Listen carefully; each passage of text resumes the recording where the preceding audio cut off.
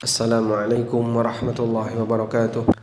Bagaimana meniru Nabi SAW dalam mengisi bulan Ramadan. Sebagai pengantar, kita mengetahui bahwa Nabi Muhammad SAW adalah manusia terbaik. Dan kaum muslimin sepakat akan hal itu. Bahkan sebagian non-muslim mereka juga mengakui akan hal itu. Mereka mengakui bahwa Nabi Muhammad SAW adalah manusia terbaik. Dan Al-Quran telah menegaskan akan hal itu. Mengingat beliau adalah manusia terbaik, maka meniru beliau hakikatnya adalah meniru beliau adalah upaya untuk menjadi orang yang baik. Meniru beliau 100% itu mustahil. Karena manusia biasa tidak maksum. Oleh karena itu, upaya kita dalam meniru beliau pasti akan ada yang kurang. Namun setidaknya kita terus berusaha untuk meniru beliau. Karena Allah jadikan beliau sallallahu alaihi wasallam sebagai manusia standar yang terbaik, yang paling bertakwa kepada Allah, yang imannya paling tinggi kepada Allah Ta'ala, yang amalnya paling baik. Sebagaimana yang pernah disabdakan oleh Nabi SAW, Ana a'lamukum billah wa atqakum bihi. Aku adalah orang yang paling ngerti tentang Allah. Aku adalah orang yang paling berilmu, yang paling ngerti tentang Allah di antara kalian. Wa atqakum bihi, dan orang yang paling bertakwa kepada Allah di antara kalian. Sehingga Allah jadikan beliau sebagai puncak panutan. Allah jadikan beliau sebagai orang yang terbaik untuk diikuti. Sebagaimana Allah tegaskan di surat Al-Ahzab ayat yang ke-21, Allah Ta'ala berfirman, Laqad kana lakum fi rasulillahi uswatun hasanah liman kana yarjullaha wal yawmil akhir wa dzakarallaha katsira. Laqad kana lakum fi rasulillah. Sungguh pada diri Rasulullah ada uswatun hasanah, contoh yang terbaik, lakum bagi kalian. Liman kana yarjullaha wal yawmal akhirah, bagi orang yang mengharapkan balasan dari Allah dan dia mengharapkan balasan ketika di yaumil akhir. Wa dzakarallaha katsiran, dan bagi mereka yang banyak mengingat Allah Subhanahu wa taala. Dalam ayat ini Allah Subhanahu wa taala menegaskan bahwa Rasulullah SAW adalah puncak. Rasulullah sallallahu alaihi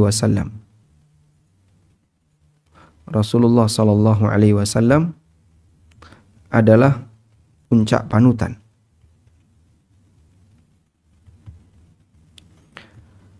Dan Allah sebutkan sebagai syarat orang yang ingin bahagia di akhirat, ingin mendapatkan balasan terbaik dari Allah, dan mereka yang banyak mengingat Allah, seharusnya dia menjadikan Rasulullah SAW sebagai panutannya.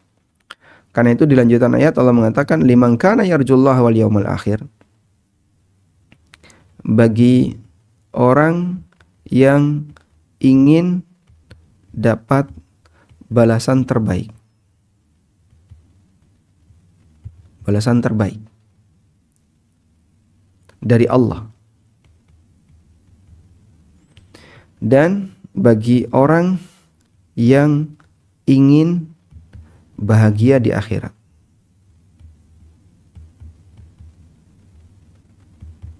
Serta merupakan ciri mereka yang banyak mengingat Allah. Wa dzakarallaha katsiran. Ciri mereka yang banyak mengingat Allah. Allah tegaskan dalam satu ayat ini bahwa orang yang punya 3 sifat ini, dia ingin mendapatkan balasan terbaik dari Allah, ingin bahagia di akhirat, dan ciri mereka yang banyak mengingat Allah adalah mereka yang menjadikan Rasulullah SAW sebagai uswatun hasanah, sebagai puncak panutan. Karena itulah kita beribadah kepada Allah. Tapi tentang bagaimana cara kita beribadah mengikuti Rasulullah SAW. Sehingga kita bukan beribadah kepada Rasulullah, karena beliau bukan pencipta, beliau bukan Tuhan. Tapi kita beribadah kepada Allah sementara Rasulullah kita jadikan sebagai panduannya, sebagai panutannya. Baik. Selanjutnya, jamaah dimulakan Allah Subhanahu wa taala. Kita langsung masuk pada poin tentang Ramadan bersama Rasulullah sallallahu alaihi wasallam.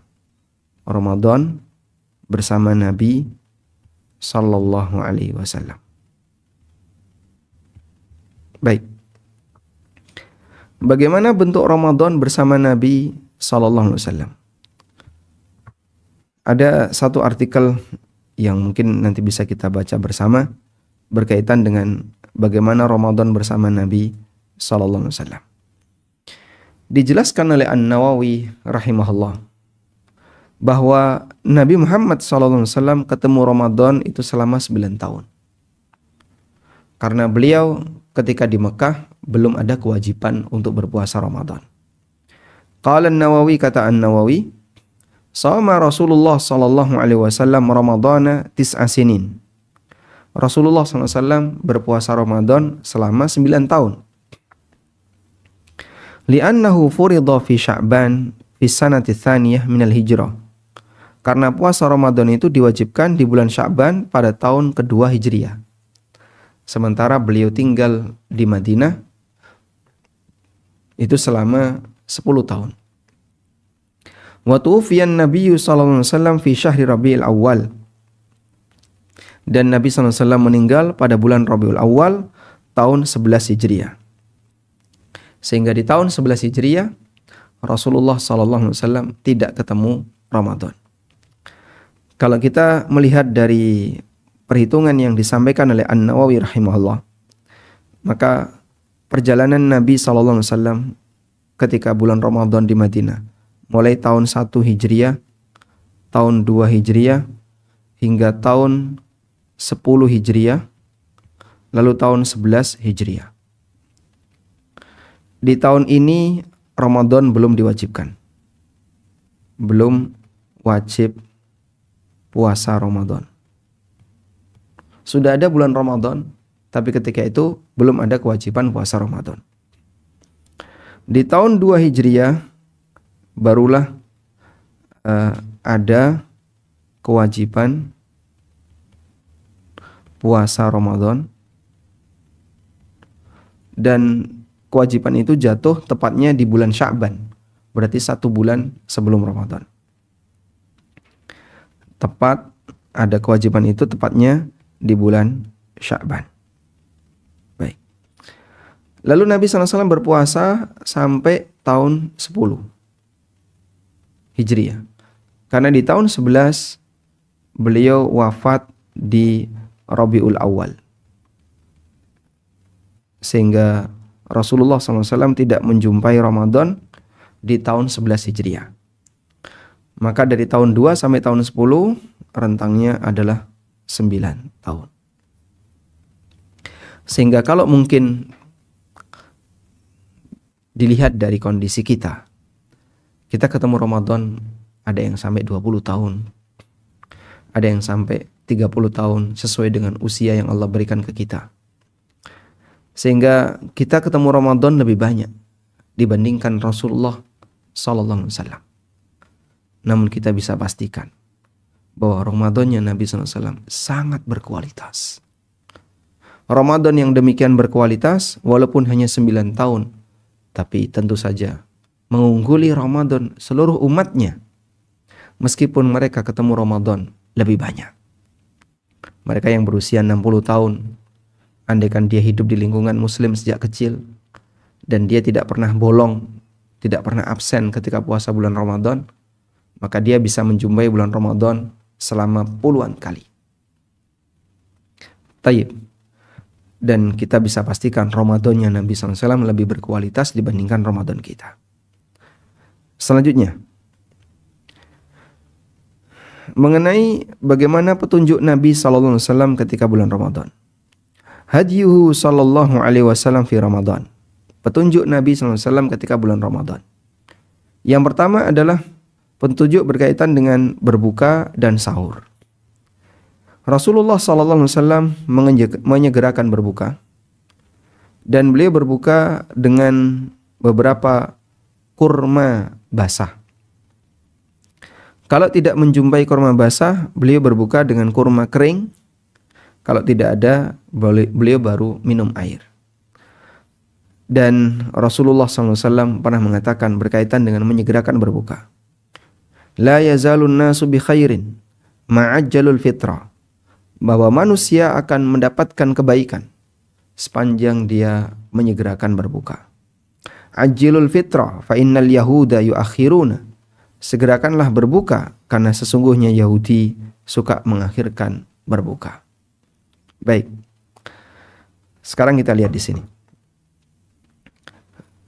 Sunnah Nabi SAW, sunnah saat puasa. Yang pertama adalah berbuka tepat waktu. Yang dimaksud menyegerakan berbuka adalah berbuka tepat waktu. Begitu masuk maghrib langsung berbuka. Tidak ditunda-tunda, tidak nanti-nanti, tapi segera. Berbuka tepat waktu dikatakan oleh Nabi SAW, manusia akan mendapatkan kebaikan. Manusia dapat kebaikan dengan berbuka tepat waktu. La yazalun nasu bi khairin. Orang akan selalu mendapatkan kebaikan. Khair, kebaikan di sini bisa maknanya kebaikan di dunia, kebaikan di akhirat, dan kebaikan dalam hidup. Yang kita nggak tahu seperti apa bentuk keberkahan yang diturunkan oleh Allah. Kalau orang nyari keberkahan dengan datang ke kuburan dan seterusnya, sebenarnya ketika dia berpuasa dia bisa mendapatkan keberkahan itu. Kapan? Saat berbuka dia tepat waktu. Dikatakan oleh Nabi SAW bahwa manusia akan mendapatkan kebaikan. Baik. Mungkin ada yang bertanya, sebenarnya apa sih selisihnya antara orang yang berbuka dengan selisih misalnya 15 menit. Maghrib 15 menit dengan maghrib setengah jam dengan pas waktu maghrib. Sehingga misalnya di sini kita buat kurva puasa misalnya. Di sini orang puasa. Lalu tepat maghrib. Di sini masuk maghrib. Udah?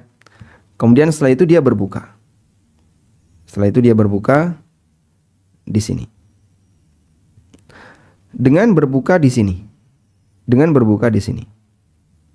Misalnya selisihnya setengah jam. Ini puasa. Lalu ada yang memperpanjang puasanya sampai di sini. Setengah jam. Ada yang memperpanjang lagi di sini. 1 jam. Cuma nunda berbuka setengah jam atau nunda berbuka 1 jam. Berarti begitu Isya dia baru berbuka. Itu apa sih selisihnya? Jadi menunda berbuka. Ketika orang menunda berbuka, kesempatan untuk mendapatkan khair hilang. Kesempatan untuk mendapatkan kebaikan hilang. Baik. Kenapa hanya dengan menunda seperti itu? Apa sih efeknya? Kalau kemudian dilihat dari secara fisik, antara makan setengah jam lebih awal dengan makan setengah jam pas waktu berbuka, nggak ada pengaruhnya sama sekali. Baik, tapi Masya Allah ternyata itu beda. Bedanya di mana? Ada beda jauh di sana ya. Bedanya di mana? 1, bahwa menunda itu kebiasaan buruk para penjahat, yaitu Yahudi. Menunda berbuka itu kebiasaan buruk Yahudi. Kita tahu ini adalah kaum yang terlaknat. Al-Quran melaknatnya. Yang kedua, bahwa menunda itu menunjukkan tidak disiplin. Menunda berbuka itu tidak disiplin.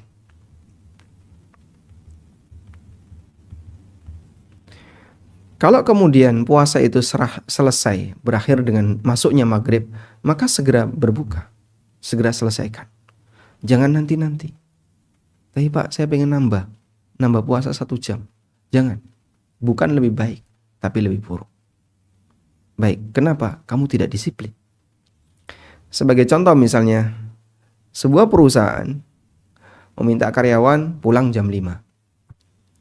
Lalu ada karyawan yang dia misalnya pulangnya jam 6, ada yang jam setengah 6, ada yang bahkan jam 7, dia di kantor dulu.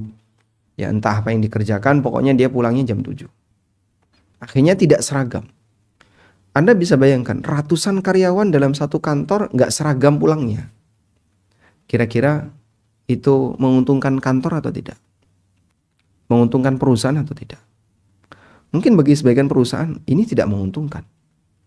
Tapi Pak, kan karyawan kamu nanti nambahi kerja. Justru dia ada lebih jam dan mereka nambahi kerja meskipun mereka tidak dibayar. Oh tidak. Kami menghendaki disiplin. Sehingga begitu waktunya pulang jam 5 selesai kerja, silakan pulang. Kantor mau saya tutup, listrik kita matikan. Sehingga pintu gerbang kita tutup, listrik dimatikan, akan lebih menghemat biaya pengeluaran untuk keamanan, biaya pengeluaran untuk daya yang dikeluarkan dan seterusnya. Mungkin ada pertimbangan seperti itu. Demikianlah pengaruh dari disiplin. Maka bagi kantor yang misalnya menyediakan kesempatan bagi para karyawan, silakan kalian bebas mau pulang jam berapapun, tapi kami nggak gaji lembur. Jam 5 itulah gaji kalian. Lebih dari itu tidak kita hitung. Lalu karyawan secara bebas mereka di sana, misalnya ada yang main game, ada yang apa. Justru nanti kantor akan mengeluarkan biaya tambahan untuk daya yang harus dia keluarkan. Akhirnya hanya untuk 1 orang lampu sekantor dinyalain. Hanya untuk 1 orang yang belum pulang. Demikianlah kurang lebih pengaruh disiplin. Baik. Selanjutnya kita lihat di sini bahwa Nabi SAW ketika berbuka itu menggunakan kurma.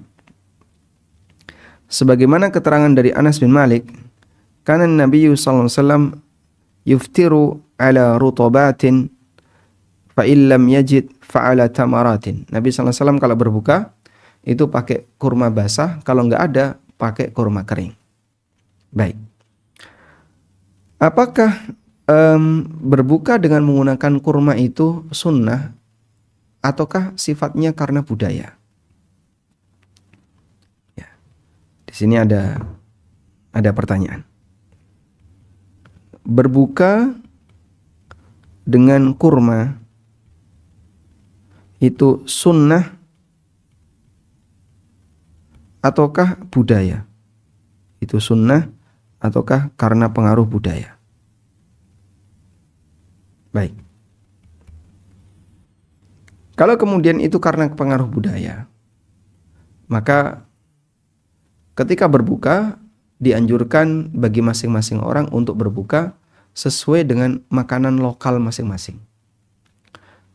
Maka orang Indonesia berbuka pakai apa, Pak? Rata-rata pakai teh. Terus apa lagi? Gorengan. Setelah itu ayam, baru nasi. Sehingga karena pengaruh budaya maka kembali kepada masing-masing budaya. Ataukah itu sunnah? Sehingga ketika itu sunnah, kita dianjurkan untuk menirunya. Sebagaimana kita dianjurkan untuk meniru sunnah yang lainnya. Baik. Memang dalam hal ini ulama beda pendapat. Ulama beda pendapat. Ada yang mengatakan bahwasanya berbuka pakai kurma itu sunnah. Dan ada yang mengatakan itu karena pengaruh budaya. Contoh karena pengaruh budaya, zakat fitrah di zaman Nabi SAW pakai kurma. Zakat fitrah di tempat kita pakai beras. Karena Rasulullah SAW ketika menjelaskan tentang zakat fitrah adalah yang penting menggunakan bahan makanan. Dan bahan makanan antara satu daerah dengan daerah yang lain, antara satu waktu dengan waktu yang lain bisa berbeda. Nah, dan di sini ada perbedaan pendapat ulama, berbuka dengan kurma itu sunnah ataukah budaya. Ada yang mengatakan sunnah, ada yang mengatakan budaya.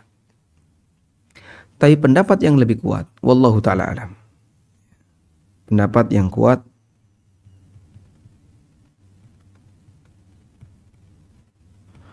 bahwa berbuka dengan kurma itu sunnah.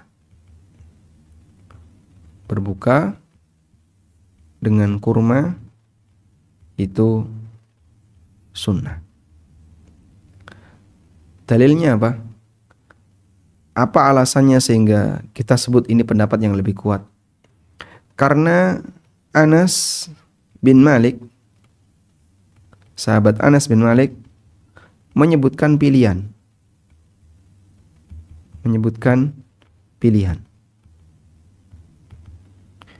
Pilihannya rutob. Kalau nggak ada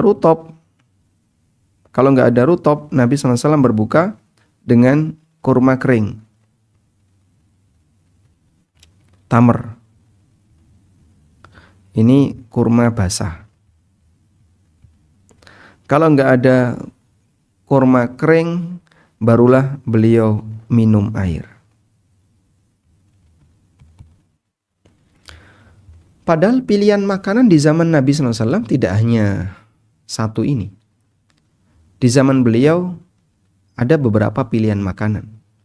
Seperti akid, keju, ada juga gandum. Ada juga gandum diberi adonan dengan daging, atau daging itu sendiri, dan seterusnya. Pilihan minuman juga ada susu, ada nabidh. Nabidh itu air yang rendaman kurma, dan beberapa pilihan minuman yang lainnya. Namun ketika Nabi SAW punya hierarki seperti ini indikator bahasanya itu sunnah. Demikianlah hierarki berbukanya Nabi SAW. Urutan Nabi SAW berbuka. Kalau ada rutob pakai rutob, kalau ada kurma kering pakai kurma kering, kalau nggak ada beliau minum air. Tayyib. Selanjutnya, berikutnya yang dilakukan oleh Nabi SAW adalah sahur. Dan Nabi SAW mengatakan, tasahharu fa inna fis sahuri barokah. Lakukanlah sahur karena sesungguhnya dalam makan sahur itu ada keberkahan. Hadis riwayat Bukhari. Dan Anda bisa lihat pengaruh hebat dari sahur. Coba misalnya, Bapak Ibu sahur hanya dengan beberapa teguk air. Mungkin dengan 2 gelas air. Atau 1 butir kurma dengan segelas air. Sudah? Tapi subhanallah, hanya dengan ini sampai sore, sampai maghrib kita kuat. Kita berpuasa dan kita kuat. Anda bisa bandingkan nanti setelah Ramadan ya. Setelah Ramadan, misalnya pas Syawal Anda tidak berpuasa, coba minum 1 butir kurma sama air. Bahkan tambahkan 1 biji roti atau biskuit misalnya. Biskuit, air, Anda makan, Anda minum. Sudah? Yakin tuh. Jam 10 udah gemeteran. Saya belum sarapan. Nah terus tadi saya jam 5 pagi setelah sholat subuh cuman minum air sama 1 biskuit. Belum sarapan saya. Itu jam 10 udah gemeteran, Pak. Subhanallah. Jam 5 kan tidak mungkin sahur ya. Anda minum, makan biskuit jam 5 pagi setelah sholat subuh. Berarti kan bukan sahur. Dah, sekarang tunggu jam 10 coba lihat. Jam 11. Kadang ada orang udah gemeteran. Demikianlah kebenaran dari apa yang disabdakan Nabi SAW. Tasahharu fa inna fis sahuri barakatun. Lakukanlah sahur karena sesungguhnya dalam sahur ada keberkahan. Hadis riwayat Bukhari. Nah, dan sahur dianjurkan untuk diakhirkan. Qala Ibnu Abdul Bar, kata Ibnu Abdul Bar, seorang ulama dari mazhab Malikiyah, beliau mengatakan, ahaditsu ta'jilil iftar wa ta'khirus sahur sihahun mutawatirah. Hadis-hadis yang menyebutkan tentang dianjurkan untuk menyegerakan berbuka dan mengakhirkan sahur adalah hadis sahih mutawatir. Artinya hadisnya banyak sekali. Dan sahurnya Nabi SAW itu mepet dengan adzan subuh. Karena itu dianjurkan ketika sahur agar orang melakukannya mepet-mepet subuh. Sebab Allah Subhanahu wa taala mengizinkan kita untuk makan minum sampai terbit fajar. Sebagaimana yang Allah taala firmankan di surat Al-Baqarah, wa kulu washrabu hatta yatabayyana lakumul khaytul abyadu minal khaytil aswadi minal fajr.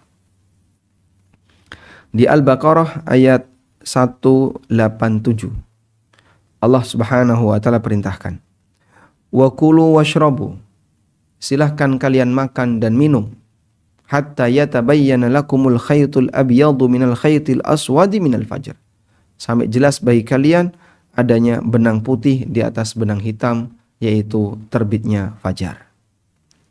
Baik, di bagian ini pas ayatnya. Wa kulu washrabu hatta yatabayyana lakumul khaytul abyadu minal khaytil aswadi minal fajr. Tsumma atimmus siyama ilal lail, kemudian kerjakanlah puasa sampai malam, yaitu sampai maghrib. Selanjutnya,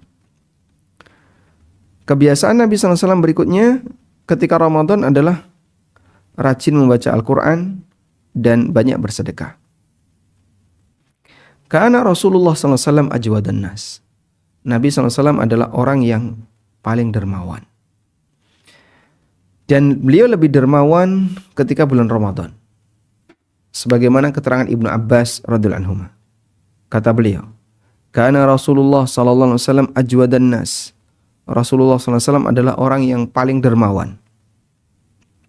Wa kana ajwadu ma yakunu fi Ramadan. Dan beliau lebih dermawan lagi ketika bulan Ramadan. Hina yalqahu Jibril, ketika beliau ketemu dengan Jibril.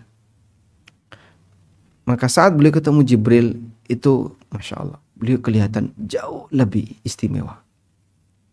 Dari keterangan Ibnu Abbas. Wa kana Jibrilu yalqahu fi kulli lailatin min Ramadan. Dan Jibril ketemu Nabi SAW di setiap malam bulan Ramadan. Fayudarisul Quran. Lalu beliau melakukan tadarus Al-Quran. Yang satu membaca, yang satu menyimak. Mendengarkan, menyimak bagian mana yang perlu dikoreksi, bagian mana yang kurang, kemudian dibenerin. Masya Allah. Sehingga kita tadarus dengan tetangga, tapi Rasulullah SAW tadarus dengan Jibril alaihissalam. Fala Rasulullah SAW hina yalqahu Jibril ajwadu bil khair min rihil mursalah. Rawahul Bukhari. Kata Ibnu Abbas, sungguh Rasulullah SAW ketika ketemu Jibril, beliau banyak memberikan kebaikan, lebih pemurah dibandingkan angin yang berhembus. Hadis riwayat Bukhari. Dan apa yang dilakukan oleh Rasulullah SAW di sini adalah rajin membaca Al-Quran ketika bulan Ramadan. Maka dianjurkan pada waktu bulan Ramadan kita untuk sering-sering membaca Al-Quran, tadarus Al-Quran. Selanjutnya adalah Qiyamul Lail. Qiyamul Lail minas sunan wa ta'at. Qiyamul Lail termasuk salah satu di antara amal ketaatan allati tata'akkadu fi Ramadan, yang sangat ditekankan ketika bulan Ramadan. Sebagaimana yang disabdakan oleh Nabi SAW, man qama ramadana imanan wa ihtisaban ghufira lahu ma taqaddama min dhanbi. Barang siapa yang melakukan qiyam Ramadan didasari karena iman dan mengharapkan pahala dari Allah, maka dosa-dosa yang telah lewat akan diampuni. Hadis riwayat Bukhari. Wa kana Rasulullah SAW yusalli 11 raka'atan yutilul qira'ah fiha jiddan. Nabi SAW ketika qiyamul lail beliau memanjangkan bacaannya, sangat panjang. Dan itu dinikmati. Maka ada janji di sini bahwa qiyamul lail dengan cara salat malam. Yang beliau lakukan salat malam itu panjang bacaannya. Mungkin bagi sebagian orang terasa berat. Sehingga saat sholat tarawih itu kapan selesai. Dia tidak menikmati sholatnya. Maka seharusnya bacaannya itu panjang. Lalu dinikmati. Demikianlah yang seharusnya kita lakukan. Oleh karena itu Rasulullah SAW mengatakan, siapa yang melakukan qiyamul lail karena iman dan karena ihtisab. Apa itu ihtisab? Mengharap pahala. Ihtisab adalah mengharap pahala. Siapa yang melakukan ini, dosanya diampuni. Rasulullah SAW bersabda, "Man qama Ramadana imanan wahtisaban ghufira lahu ma taqaddama min dambi." Siapa yang melakukan qiyam Ramadan karena iman dan karena ihtisab, maka dosa-dosa yang telah lewat akan diampuni. Hadis riwayat Bukhari. Baik. Oleh karena itu, ketika sholat tarawih, imam yang panjang, mohon Anda jangan gerutu. Capek, tidak masalah capek. Lelah, ya memang itulah bawaan ibadah. Kalau kemudian ibadah itu merem, tidur, kemudian istirahat, tidak ada perjuangan. Sehingga dalam upaya kita ketika mengikuti sholat tarawih, kalaupun panjang, bagus. Dan sabar. Kemudian nikmati bacaan imam, nikmati sholat tarawih yang panjang. Cuman masalahnya, terkadang sholat tarawih yang panjang itu, bagi masyarakat kita, mereka gak kuat. Padahal seharusnya inilah yang dilakukan. Baik. Dan Nabi SAW mengajarkan agar kita ikut bersama imam sampai selesai. Disebutkan dalam hadis riwayat Ibnu Majah, beliau SAW pernah bersabda, "Man qama ma'al imami hatta yansarifa fa innahu ya'dilu qiyama lailatin." Rawahu Ibnu Majah. Siapa yang ikut tarawih bersama imam sampai selesai, maka senilai dengan qiyamul lailah, senilai dengan bangun semalam suntuk. Dan kita tidak mungkin kuat seperti itu. Oleh karena itu dianjurkan bagi imam agar menjaga jumlah jamaah dengan maksimal. Dan jamaah dianjurkan untuk bertahan, jangan sampai meninggalkan imam sebelum tarawih selesai.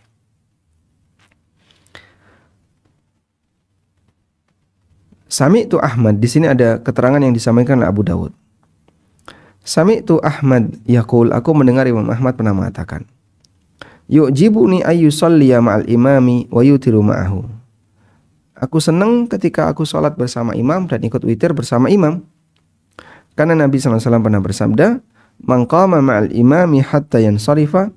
Siapa yang ikut sholat tarawih bersama imam sampai selesai, fa innahu ya'dilu qiyama lailah, maka itu senilai seperti bangun semalam suntuk. Hadis riwayat Ibnu Majah. Tayyib. Jadi kalaupun imamnya panjang, Anda sabar dan ikuti sampai selesai. Berikutnya adalah sunnah ketika di bagian akhir Ramadan.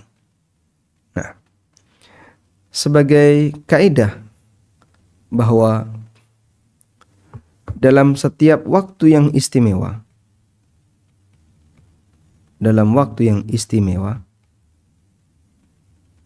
maka bagian akhir lebih istimewa.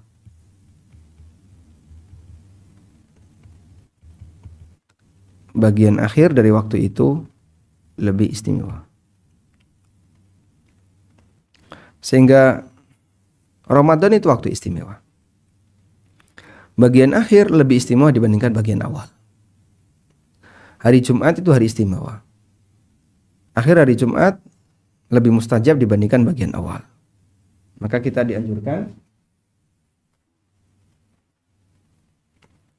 dianjurkan untuk banyak berdoa di akhir hari Jumat. Demikian pula ketika malam. Malam itu istimewa. Dan bagian akhir malam, sepertiga malam yang terakhir, lebih mustajab dibandingkan bagian awal. Demikianlah kaidah bahwa di semua waktu yang istimewa, bagian akhir lebih istimewa. Nah, karena itu ketika di akhir Ramadan, seharusnya kita lebih ngegas lagi dalam beramal. Bagian depan mungkin kita lebih nyantai. Begitu masuk akhir kita gas, lebih ngegas. Karena ketika mendekati finish, maka kita akan berlari lebih kencang. Dan Nabi SAW melakukan itu dengan cara i'tikaf. Maka Rasulullah SAW melakukan amal yang lebih ketika akhir Ramadan dengan cara i'tikaf. Sebagaimana dari Ibnu Umar radhiyallahu anhu, beliau menceritakan anna Rasulullah SAW kana ya'takiful ashrul awakhir min Ramadan, bahwa Rasulullah SAW beliau beriktikaf di 10 terakhir bulan Ramadan. Hadis riwayat Muslim. Dan salah satu di antara sebab iktikafnya adalah mencari Lailatul Qadar. Aisyah radhiyallahu anha bercerita bahwa Rasulullah SAW bersabda, "Taharrau Lailatul Qadari fil ashril awakhir min Ramadan." Carilah Lailatul Qadar di 10 terakhir Ramadan. Rawahul Bukhari, hadis riwayat Bukhari. Yang dengan ini amal seorang hamba bisa lebih baik daripada 1000 bulan.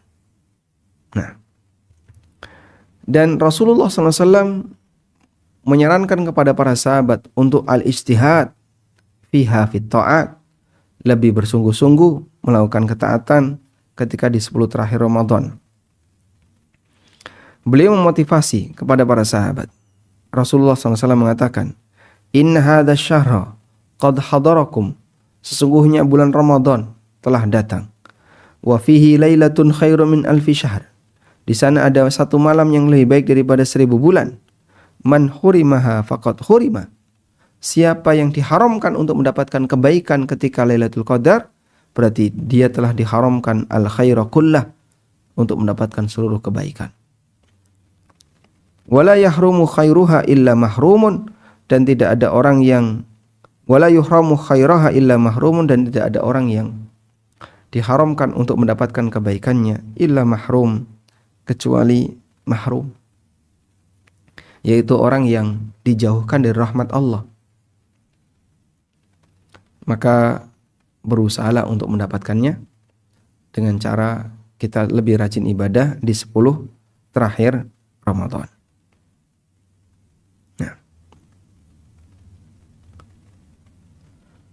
Selanjutnya berkaitan dengan akhlak Rasulullah SAW. Nabi SAW ketika berpuasa, beliau hiasi puasanya dengan aneka akhlak yang mulia.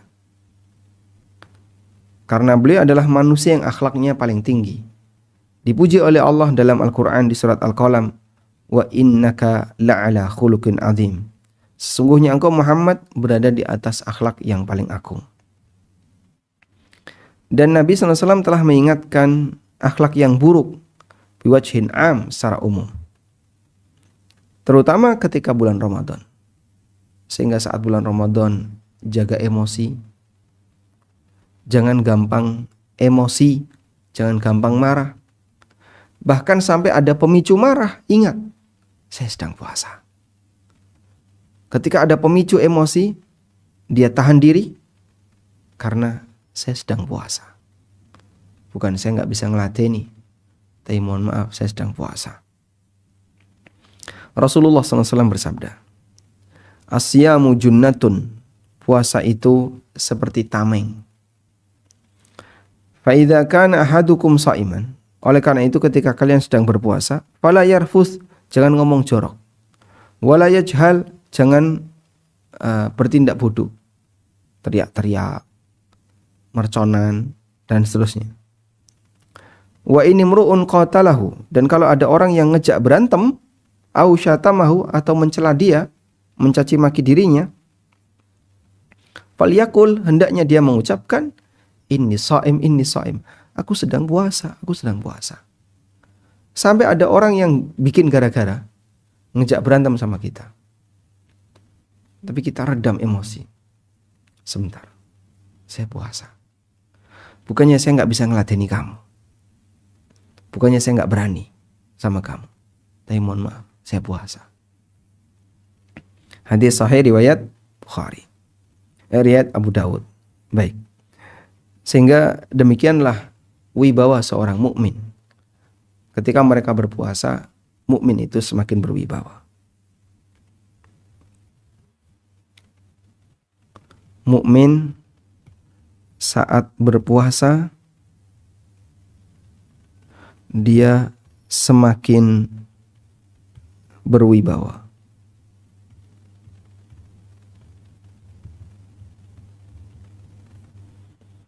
Kenapa semakin berwibawa? Karena satu, dia meninggalkan sengketa.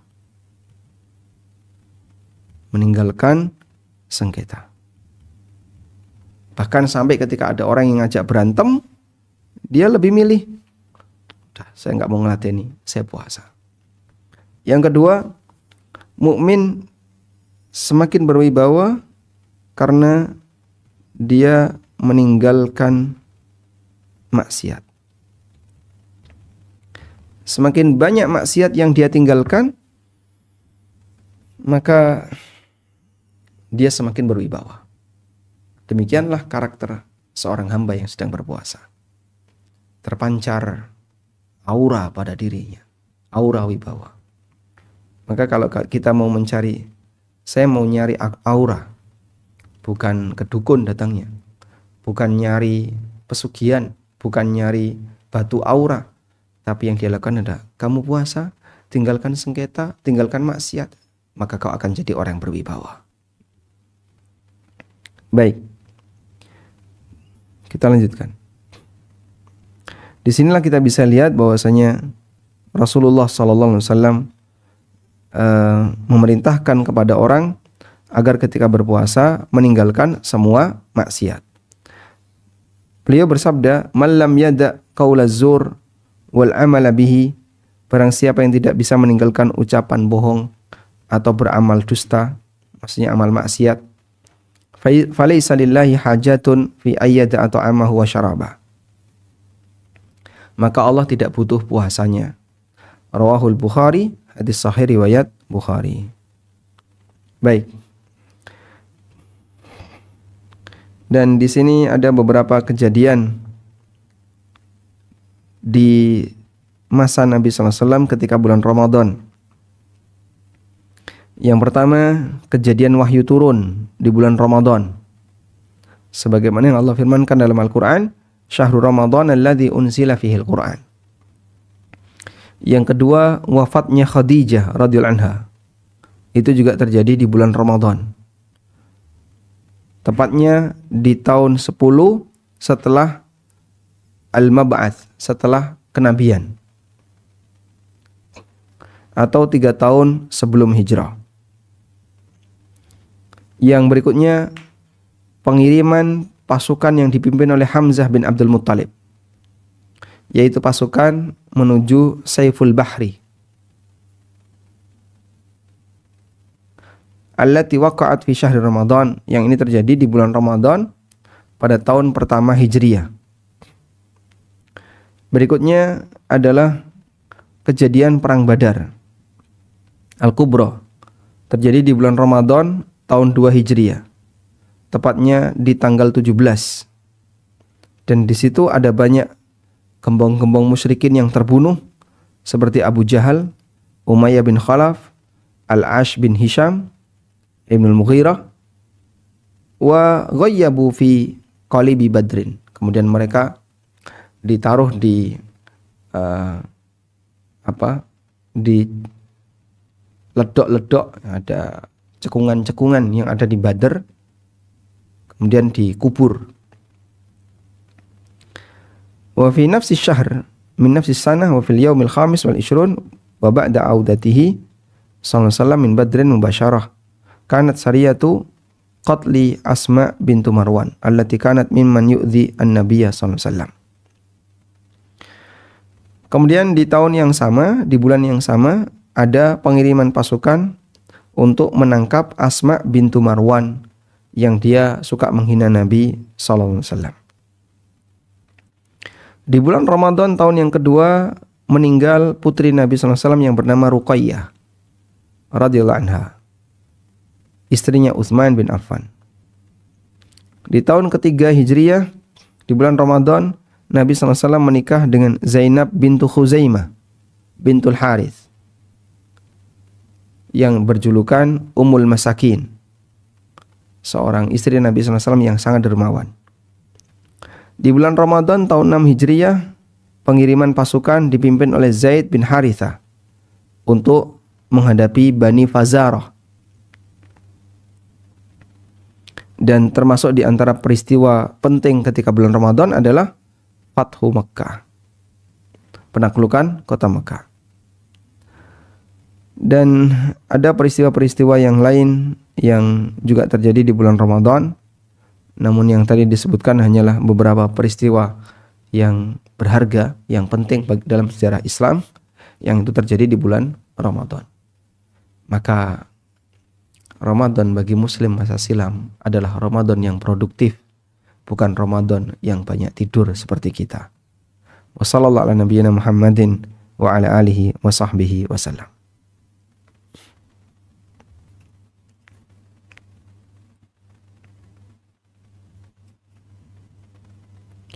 Baik, selanjutnya kami kembalikan kepada Pak Hajar, silakan. Baik, terima kasih Ustaz. Alhamdulillah sudah selesai ujian ini. Mungkin kepada peserta bisa mengajukan pertanyaan, boleh mengenai tema pada hari ini maupun di luar tema. Silakan langsung saja ditanyakan atau mungkin bisa via chat dan nanti saya bacakan. Mungkin satu pertanyaan langsung jawab gitu ya Ustaz, atau mau dikumpulkan 3 pertanyaan gitu. Baik, bebas. Oh, mungkin satu pertanyaan langsung jawab gitu ya, biar tidak tertinggal ya. Silakan jika ingin ada yang mengajukan pertanyaan bisa langsung diucapkan. Ada yang resen? Iya ini.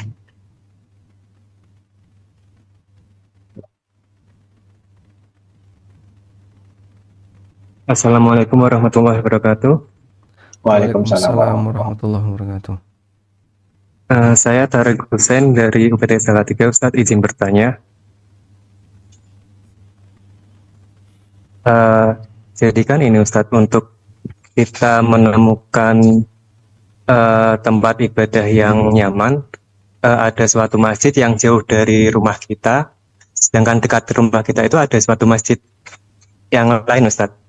Hukumnya apa apabila kita memilih masjid yang lain untuk ibadah, sedangkan di dekat kita ada masjid yang dekat dengan rumah Ustaz? Mungkin itu aja pertanyaan saya Ustaz. Baik. Jika Anda memilih masjid yang jauh itu tidak meresahkan masyarakat, artinya tidak ada suudzon dari mereka, kenapa kok sholatnya di tempat jauh, kenapa nggak mau di sini? Jangan-jangan dia misalnya lagi berantem sama imamnya, atau bahkan sampai pada tuduhan jangan-jangan dia mengkafirkan imamnya misalnya, makanya nggak mau sholat di sini karena imamnya dikafirkan. Nah, waliyadzubillah kalau sampai ada kayak gitu. Nah, jika ada situasi seperti ini bisa memicu suudzon, maka sebaiknya Anda sholat di masjid terdekat. Tapi kalau tidak memicu suudzon, di sini masyarakatnya bebas kok Mas, mau milih masjid yang sana, mau milih masjid yang sini terserah. Ya masing-masing punya selera mau sholat di mana terserah. Dan kita semuanya memberikan toleransi untuk itu. Kalau demikian adanya, insya Allah tidak masalah ketika Anda sholat di masjid yang jauh. Sehingga di posisi ini Anda bisa memilih masjid yang lebih nyaman untuk sholat dan beribadah. Wallahu a'lam. Terima kasih Ustaz. Jazakallahu khairan. Ini mungkin saya bacakan dulu, ada beberapa pertanyaan di message dari Ummu Nada. Bismillah, Pak Ustadz Afwan, kalau puasa tapi isinya main game terus bagaimana Ustadz? Lalu kalau tidur setelah sholat subuh di bulan Ramadan apakah tidak apa-apa? Begitu Ustadz. Puasa main game terus, bagaimana? Bisa Ya, jadi Ustaz. pahalanya hilang. Bisa jadi pahalanya hilang. Karena Rasulullah SAW pernah mengatakan, innamas siyamu minal lagwi war rafath. Hakikat dari puasa adalah meninggalkan al-lagwu, tindakan sia-sia, tidak produktif, yang tidak ada nilai baik untuk dunia maupun akhirat. War rafath, dan puasa itu meninggalkan tindakan rafath. Misalnya hubungan badan itu puncak rafath, dan turunannya ngomong jorok, melakukan aktivitas yang jorok dan seterusnya.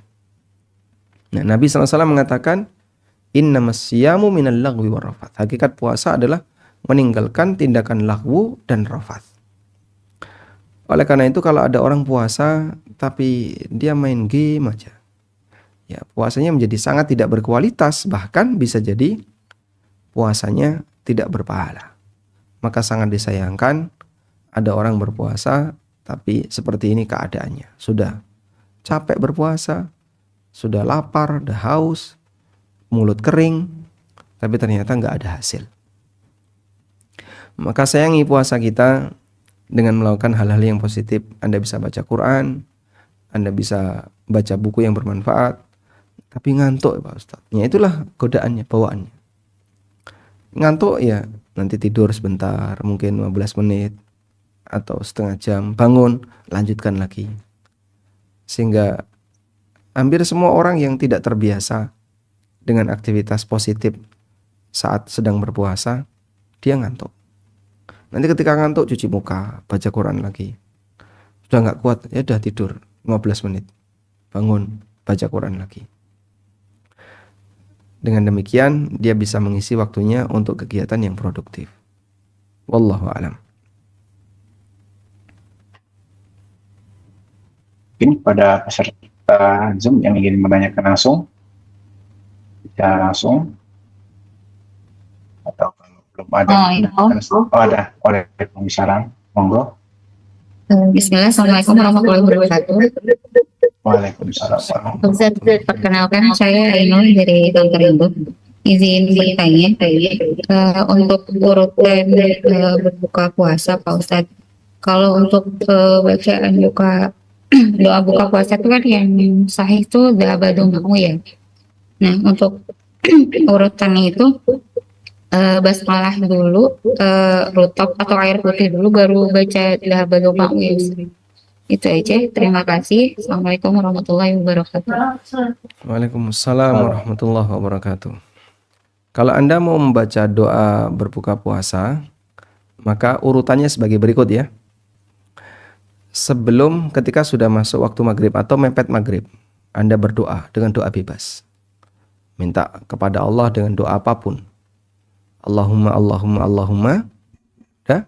Begitu masuk maghrib, lalu Anda mau berbuka pakai kurma, baca bismillah. Bismillah. Kemudian setelah itu silakan Anda minum atau apa. Kemudian baru membaca dhahabadz dhama'u wa batallatil uruqu wa thabatal ajru insyaallah. Sehingga bacaan dhahabadz dhama'u dibaca pasca berbuka. Kemudian Anda bisa baca alhamdulillah atau bacaan setelah makan yang lainnya. Maka urutannya berdoa bebas sesuai permohonan, kemudian baca bismillah sebelum makan, setelah makan dan minum baca dhahabadz dhama'u, kemudian setelah itu kita membaca alhamdulillah. Nah, Baik, terima kasih. Mungkin ada lagi dari peserta?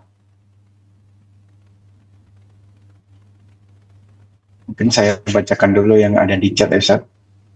Sini, Bismillah, dalam mengejar amalan bulan Ramadan dan mengikuti jejak Rasulullah, apa yang sebaiknya kita dahulukan, kuantitas atau kualitas dari setiap kegiatan? Jika kita diminta untuk memilih kuantitas ataukah kualitas, jawabannya kualitas. Karena sebenarnya kuantitas dan kualitas itu waktunya sama. Misalnya ya, sholat dalam bacaan yang panjang butuh waktu setengah jam. Hanya cukup untuk misalnya 11 rakaat. Atau bahkan 1 jam untuk 11 rakaat. Sholat dengan banyak rakaat, tapi waktunya sama 1 jam. Maka yang lebih baik yang mana? Lebih baik yang panjang. Panjang lebih baik, meskipun jumlahnya sedikit. Karena Allah Subhanahu wa taala mengatakan, "Alladzi khalaqal mauta wal hayata liyabluwakum ayyukum ahsanu amala." Dialah Zat yang menciptakan kematian dan kehidupan untuk menguji kalian siapakah di antara kalian yang paling baik amalnya. Maka perlombaan kita adalah di kualitas amal. Oleh karena itu Anda lebih memilih kualitas dibandingkan kuantitas. Wallahu a'lam. Namun untuk bacaan Al-Quran, memang di bulan Ramadan itu dianjurkan untuk banyak-banyakan. Walaupun secara perenungan makna tidak bisa lebih maksimal, karena harus banyak. Sehingga khusus untuk bagian ini, para ulama mereka lebih memperbanyak bacaan Al-Quran daripada menafsirkannya. Maka mana yang lebih baik, membaca 1 juz sekaligus merenungkan tafsirnya, ataukah kita membaca 2 juz, 3 juz tapi tanpa perenungan tafsir? Untuk Al-Quran ditekankan lebih banyak lebih bagus.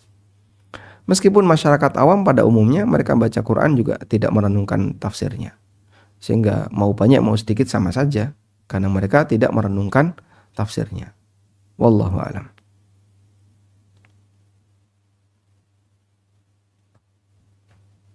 Dari message langsung, yaitu Assalamualaikum Ustaz, ingin bertanya, maaf luar tema, mungkin ini terlalu panjang, mungkin saya agak singkat aja. Jadi ini adalah jika kita masih dalam pekerjaan, Ustaz, itu kita mendengar azan zuhur, tapi pekerjaan itu belum selesai, Ustaz, dan istilahnya nanggung, Ustaz. Bagaimana menurut Ustaz apabila kita menyelesaikan pekerjaan itu terlebih dahulu, karena memang kondisi baju itu kan kalau bekerja di lapangan itu kotor, Ustaz. Jadi apakah menurut Ustaz bagaimana jika kita menyelesaikan pekerjaan dulu baru sholat, akan tetapi mepet, Ustaz, atau tidak tepat waktu itu, Ustaz. Lalu apakah pengawas atau atasan kami yang menyuruh kami untuk menyelesaikan dulu pekerjaan itu menanggung dosanya gitu, Ustaz? Dan selanjutnya ini ada beradab sebelum berilmu. Apakah yang dimaksud di sini, Ustaz, beradab itu, Ustaz? Apakah sopan atau bagaimana? Itu, Ustaz. Terima kasih. Masya Allah. Baik. Kalau Anda punya komunitas, beberapa teman yang nanti bisa sholat berjamaah bareng, disebabkan karena posisi tugas Anda yang harus diselesaikan dulu, baru kemudian sholat berjamaah, maka insya Allah pilihan ini yang lebih bagus. Sehingga misalnya dalam posisi Anda sedang memegang sesuatu yang penuh dengan kotoran oli atau apa dan seterusnya, dan ada beberapa teman yang seperti itu. Ini A, B, C, D, udah, termasuk juga atasannya. Pas masuk adzan duhur, tinggal sedikit, silahkan diselesaikan. Kemudian nanti bisa sholat berjamaah bareng dengan teman-teman. Dan insya Allah ini bagian dari uzur yang diizinkan. Karena kalau itu ditinggalkan akan memberikan madarat, ya. Mungkin akan merugikan pihak perusahaan, atau bahkan bisa membahayakan masyarakat. Terutama di pekerjaan yang resiko tinggi, jika tidak segera diselesaikan, maka akan membahayakan masyarakat. Anda mematikan gardu tertentu, dimatikan. Udah. Kemudian diperbaiki. Masuk adzan, ini tinggal sebentar, nunggu setengah jam, insya Allah selesai. Kalau Anda tinggal sholat, maka yang terjadi adalah waktu padamnya listrik lebih panjang. Sementara banyak orang butuh.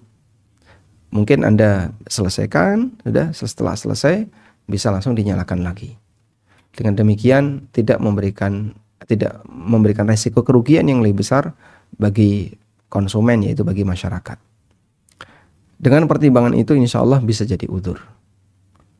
Dan nanti Anda bisa sholat berjamaah, gabung dengan teman-teman yang lain, yang satu tim dengan Anda atau yang berada di tim yang lain yang mereka menunda karena kegiatan.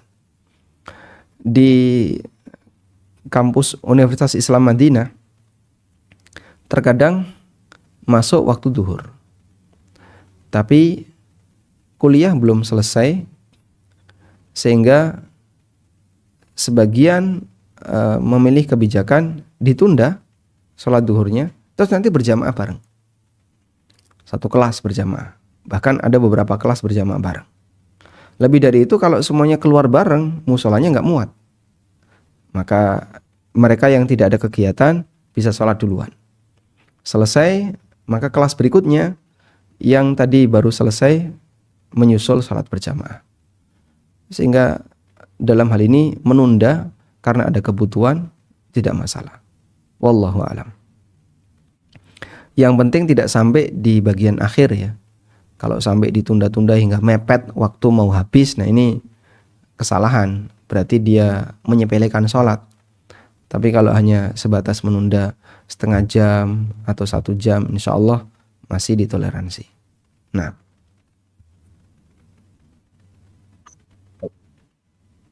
ini tadi pertanyaan yang gabung ke yang beradab sebelum berilmu, Ustaz.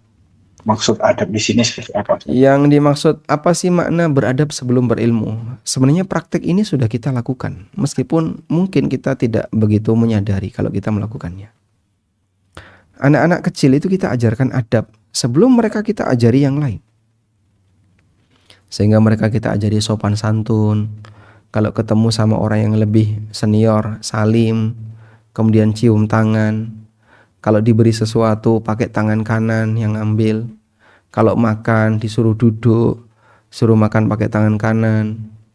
Kemudian ketika pakai baju diajari pak kanan dulu.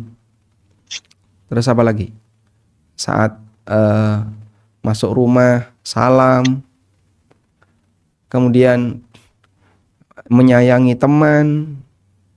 Itu pendidikan itu ada di tengah masyarakat Indonesia sejak mereka masih TK. Sejak mereka masih kecil.